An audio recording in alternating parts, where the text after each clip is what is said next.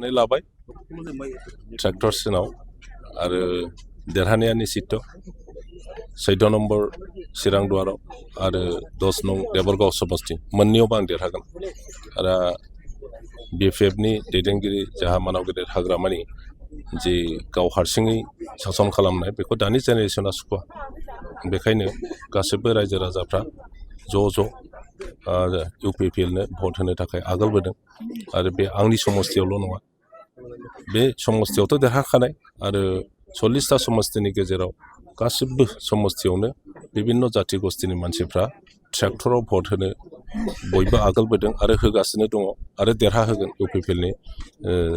केन्डिडेटफोरखौ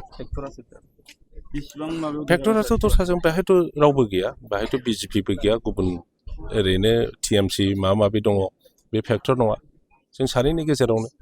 BPF आरो UPPLनि गेजेरावनो हाग्रामा आरो आंनि गेजेरावनो दिनैनि बे भट होनाय सानाव माबायदि थासारि जानो लुबैयो नोंथाङा